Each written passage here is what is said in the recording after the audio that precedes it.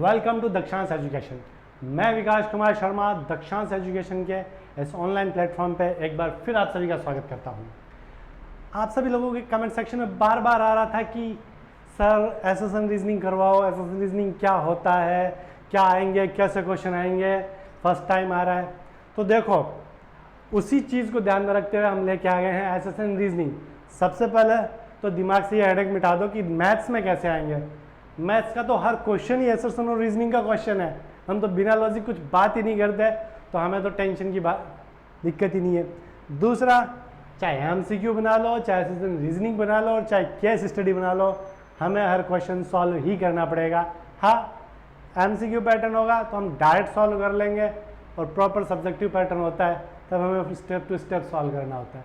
बस फ़र्क इतना ही है, बाकी मेहनत में कोई कमी नहीं है, स्टडी करने में कोई फ़र्क नहीं आएगा। सब कुछ वैसे ही करना है जैसे आज तक करते आए हो। तो चलो स्टार्ट करते हैं एसएसएन रीजनिंग के question for class 10th mathematics. Let's start. तो आज हम करने वाले हैं क्लास 10th की मैथमेटिक्स में एसएसएन रीजनिंग के क्वेश्चन। सबसे पहले तो ये समझो कि एसएसएन रीजनिंग होता क्या है, फिर इसका पैटर्न समझेंगे कि क्वेश्चन कैसा आएगा। तो एसएसएन एंड रीजनिंग, ये जो दो वर्ड है, एक वर्ड है आपका assertion and the second word is reasoning।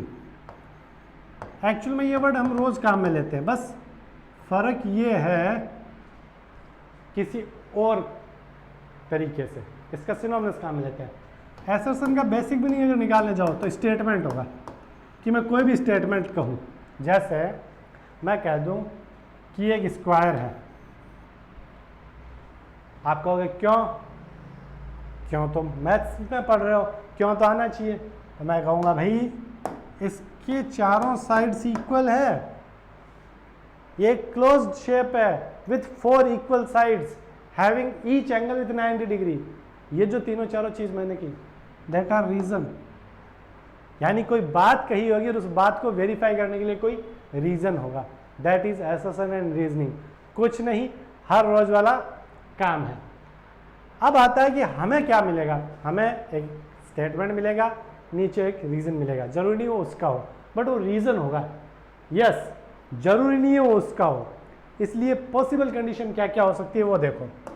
Possible condition ये हो सकती है कि या तो एसर्शन राइट हो या रीज़न राइट हो, यानी दोनों राइट हो सकते हैं। तो चलो हम एक मैथमेटिकल टेबल बनाते हैं पहले कि क्या बन सकता है हमारे साथ।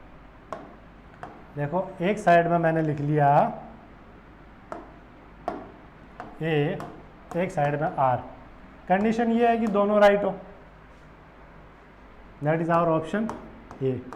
ऑप्शन बी है कि दोनों राइट हो। आपको sir same option, yes, option B में भी दोनों राइट होंगे। ऑप्शन सी ये हो सकता है कि ये राइट है, ये रॉन्ग है, और डी ये हो सकता है कि ये रॉन्ग है, ये राइट है। मोस्ट ऑफ जगह आपको ये 4 ही ऑप्शन मिल रहे हैं, बट एसएसएन रीजनिंग में 5 ऑप्शन भी क्रिएट हो सकता है, और मैंने किया है क्योंकि ओएमआर नहीं मिल रही हमें। ऑप्शनल के आंसर तो कॉपी में लिखने हैं, और ओएमआर भी मिलेगी तब भी ओएमआर में 5 ऑप्शन होता है। तो ये हो सकता है कि दोनों रॉन्ग हो। तो सबसे पहले तो ये चेक करो कि क्या दोनों राइट है। अगर दोनों राइट नहीं है तो बल्ले बल्ले है, ये 2 ऑप्शन तो कट ही हो गए, सोचना ही क्यों है। इन 2 ऑप्शन को तो हमें तब देखना है जब दोनों राइट हो और कुछ रिलेशन। क्या है वो बात की बात। अब दोनों में से एक रॉन्ग है तो हमें ये देखना है कौन सा रॉन्ग है या दोनों रॉन्ग है। तो ये तो हमारे बल्ले बल्ले है, तो सबसे पहले तो ये कोशिश करो कि ये गलत मिल जाए, नहीं मिले तो ऊपर वाले पे। अब इसमें ये है कि राइट है, इसका रीज़न है, राइट है बट रीज़न नहीं है। तो बेसिकली जो हमारा पैटर्न निकल के आएगा वो कुछ ऐसा होगा।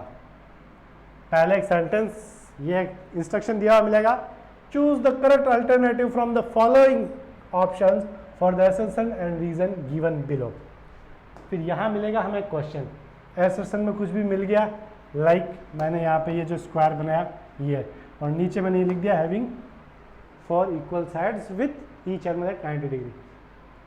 अब रही बात ऑप्शन की। यस, ये 5 के 5 ऑप्शन हमें मिलने वाले हैं। पहला, both A and R true, दोनों राइट है, and R is the correct explanation of A. R इसी का एक्सप्लेनेशन है, एक्सप्रेशन किसी और का भी हो सकता है। जैसे मैं कह दूं कि ये एक स्क्वायर बना दिया, नीचे मैं ये लिख देता कि it's opposite sides are equal. Opposite sides are equal reason right है, बट वो रेक्टेंगल के लिए है, तो राइट तो है दोनों, but is not correct explanation. तो हमें यह भी चेक करना है कि कहीं हमारा रीजन किसी और चीज के लिए तो राइट नहीं है, तो ये भी कंफ्यूजन रहेगा। लेकिन हम जिस तरीके से करेंगे कंफ्यूजन नहीं आने देंगे। Now A is true and R is false. False आते तो बल्ले बल्ले, क्या है एक गलत आ गया, दोनों गलत है तो ये है, और दोनों में से जो गलत है वो ऑप्शन। गलत मिल जाए तो मजा है, कंफ्यूज नहीं होना, क्योंकि हमारे दो ऑप्शन कट हो जाते हैं। और गलत मिलने में ये भी फायदा है कि कौन सा गलत मिला, जैसे आर गलत मिला तो हमारा ये ऑप्शन भी कट हो गया कि ये गलत है कि नहीं है। अगर ए गलत मिला तो हमारा ये ऑप्शन गलत हो गया कि इन दोनों में से कोई एक होगा, डी और ई में से। यानी किसी एक के गलत होते ही तीन ऑप्शन खुद कट हो जाएंगे, कोई एक भी गलत मिल गया तो, और दोनों गलत मिल रहे हैं तब तो कोई टेंशन ही नहीं। एंड सबसे एंड में हमारा सॉल्यूशन होगा, जो भी ए बी सी डी जो भी लिखेंगे, अभी हैश है क्योंकि अभी क्वेश्चन ही नहीं आया। तो आई होप आपको ये पैटर्न समझ में आ गया होगा कि हमें ये क्वेश्चंस कैसे सॉल्व करने हैं। चलिए क्वेश्चंस करते हैं। सबसे पहला क्वेश्चन देखिए, मैंने चैप्टर वाइज नहीं लिए, मैंने सारे चैप्टर्स को मिक्स करते हुए क्वेश्चंस लिए हैं, और हम एसेशन रीजन की प्रॉपर एक सीरीज चलाएंगे। उस सीरीज में ये पार्ट 1 है आपका। तो सबसे पहला instruction, choose the correct alternative from the options for assertion reason given below. Assertion है 875/1000 is a terminating decimal. Reason ये है, it's denominator can be expressed in the form of 2 to the power 5, 5 to the power into 5 to the power n। Options हमेशा same मिलेंगे, no need to read, पढ़ लेना, but हमें तो जो option है वो यही देखना है। ऑप्शन आपका आंसर डिसाइड नहीं कर रहे हैं, आपका आंसर ये डिसाइड कर रहा है। इन दोनों का नेचर, ये दोनों ट्रू है फॉल्स है क्या है, उस पर डिपेंड करेगा। तो चलो सबसे पहले चेक करते हैं कि क्या कह रहा है। 875/1000 इज ए टर्मिनेटिंग डेसिमल। क्या टर्मिनेटिंग डेसिमल है?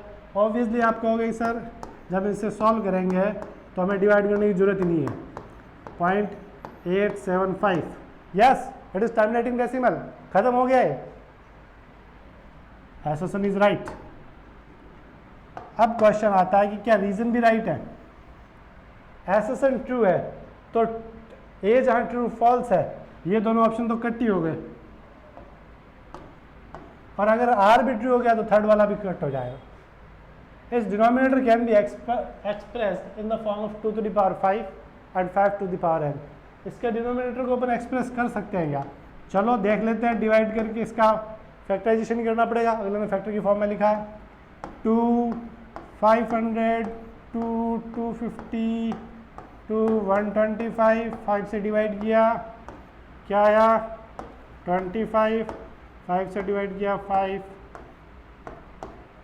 तो ये आया 2 to the power 3 and 5 to the power 3। आपको सर एम और एन आना चाहिए अलग अलग, वो ये थोड़ी करेगा एम और एन सेम नहीं हो सकते, हो सकता है एम और एन से। हमें तो ये देखना है खाली एम और एन की है क्या, 2 की पावर 5 2 और 5 की पावर में है या नहीं है। चाहे 5 की पावर 0 हो या 2 की पावर 0 हो तो भी चलेगा, दोनों में से किसी एक की पावर भी 0 हो, दोनों तो हो नहीं सकते क्योंकि दोनों 0 होते हैं तो नीचे नंबर कुछ और आ जाएगा। तो 2 की पावर 5 में ये एक्सप्रेस हो रहा है, it means our R is also right. तो ये दोनों में से कोई एक है। टर्मिनेटिंग डेसिमल की जो थ्योरम है उससे हम ये जानते हैं कि टर्मिनेटिंग डेसिमल्स वो ही होते हैं जिनके डिनोमिनेटर को 2 to the power 5 2 to the power m and 5 to the power n में डिनोट किया जा सकता है। It means R is the correct explanation of A. So our option A will be right. Solution है simple. क्या किया, assertion read किया, check किया ट्रू है फॉल्स है, रीजन को चेक किया ट्रू है फॉल्स है। अगर दोनों ट्रू है तो हमें चेक करना है कि वो उसी का रीजन है कि नहीं है। उसी का रीजन है कि नहीं उस पर पहले मत पहुंचो, पहले दोनों का ट्रू होना चेक करो। अगर दोनों ट्रू है तो ही रीजन ढूंढना है ना। तो ये एक्सप्लेनेशन करेगा। अगर एक फॉल्स है तो एक्सप्लेनेशन का हेडिंग ही नहीं है, हमारे पास ऑप्शन है available. Let's move. x square minus 5x plus k is a quadratic equation. The value of k is 6. देखते हैं ऑप्शन वही, नो नीड टू चेक। हमें क्या चेक करना है, हमें चेक करना है assertion reason। assertion x square minus 5x plus k is a quadratic equation। क्या quadratic equation है ये? yes, it is quadratic equation। the highest value of the highest power of x is 2। quadratic में 2 होता है। standard form of ax square plus bx plus c। quadratic, yes, it is quadratic। the value of k is 6। क्या k की value 6 हो सकती है? हो सकती है। k कोई भी वैल्यू ले सकता है क्वाड्रेटिक के लिए, any value it can have. Yes, it is right. तो इन दोनों में से कोई एक है भैया। बट क्या k का 6 होना इसका रीजन है क्वाड्रेटिक? ये क्वाड्रेटिक तो इस वजह से कि x की पावर 2 है। अगर x की पावर 3 होती तो k की वैल्यू 6 होने से ये क्वाड्रेटिक नहीं हो जाता। अगर मैं यही चीज इसके लिए कह दूं x cube minus 5x plus के, अब मैं कह दूं k इज इक्वल टू 6, तो क्या क्वाड्रेटिक हो गया? नो, ये क्वाड्रेटिक तो x की पावर 2 होने की वजह से है। तो ए और आर राइट तो है, but it is not correct explanation of A. Yes, ये ध्यान देना है कि हर बार आंख बंद करके ए नहीं कर देना है कि दोनों राइट है। Uh no, there is a possibility कि वो कुछ ऐसा खेल कर जाए, दोनों सही दिखेंगे, but it is not correct explanation. So our answer will be yes, both A and R right, but R is not correct explanation of A. आपको रीजनिंग और एसर्शन नहीं लिखा हुआ मिलेगा, बार बार ए और आर ही लिखा हुआ मिलेगा। देखो टाइम भी बचता है, स्पेस भी बचता है, तो दोनों चीज़ के लिए। तो एग्जाम में आपको एज इट इज इसी पैटर्न मिलेगा। अब अगर आपको शीट मिलती है तो आपको ये लिखना है क्वेश्चन 2 सॉल्यूशन बी। अगर आपको OMR मिलती है तो आपको पता ही है OMR का क्या पैटर्न होता है। अगर आपको OMR मिल रही है तो OMR तो फिल करनी आती होगी, जिन्हें नहीं आती उन्हें बता दूं। OMR में क्या होगा, क्वेश्चन 1 आ गया यूँ, सर्किल बने होंगे और इन सर्किल्स को फिल करना होगा। जैसे सी सही है तो सी, बी सही है तो B, with the help of pen और pencil, whatever they want. Okay, let's move next question. Question 3, same option. The graph of minus 3x square plus 2x minus 1 will be parabolic. Okay, reason दे रहा है minus 3x square plus 2x minus 1 represent the equation of the parabola. ये कह रहा है ये parabolic होगा इसका ग्राफ, और ये पैराबोला की इक्वेशन को रिप्रेजेंट करता है। अब आपको सर पैराबोला तो आपने नहीं पढ़ा, आपने पढ़ा है बट पैराबोला के नाम से नहीं पढ़ा, क्योंकि वहाँ खाली बुक में एक पैराग्राफ में छोटी सी एक लाइन लिखी हुई है कि ax square plus bx plus C का जब आप ग्राफ बनाते हैं तो वो कुछ ऐसा बनता है, कुछ ऐसे ग्राफ आते हैं इनके graph. That is the standard equation of parabola. ये पैराबोला ग्राफ कुछ ऐसा ही होता है, एक तरफ बड़ा हुआ मुंह खुला हुआ, ठीक है, ये चारों तरफ खुल सकता है, ठीक है। आगे ऑप्शनल मैथमेटिक्स लोगे 11th में, तब कॉनिक सेक्शन के अंदर हम ये चीज़ पढ़ेंगे। तो हाँ, ये ax प्लस bx स्क्वायर का ग्राफ है तो ये पैराबोलिक होगा। और ये पैराबोलिक क्यों है? Because it is the equation of parabola. तो एसेसन भी राइट है, रीजन भी राइट है, and it is correct explanation. So our answer is A. Both A and R true and R is the correct explanation of A. चलो भाई, question number 4। Question number 4 क्या कह रहा है? Minus 1/2 is a solution of minus 6x square minus x minus 2। Reason ये है कि minus 1/2 satisfy करता है इसको। ऑप्शन है जी। तो चलो, ये इसका सॉल्यूशन है। ये इसका सॉल्यूशन है कि नहीं है, इसको चेक करने के लिए हम जो तरीका लेंगे, या तो इसका सॉल्यूशन निकालें या रीजन से चेक कर लें कि क्या इसको सेटिस्फाई कर रहा है। तो हम इसको सेटिस्फाई करवा के देख लेते हैं।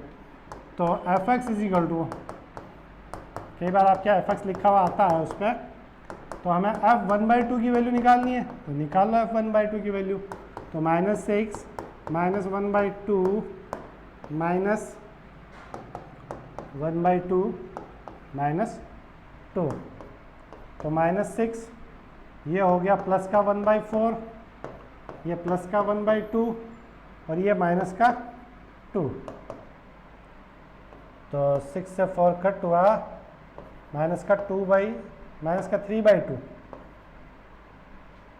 क्या बना हमारा, माइनस का 3/2 और ये बन गया प्लस का 1/2 और ये माइनस का 2।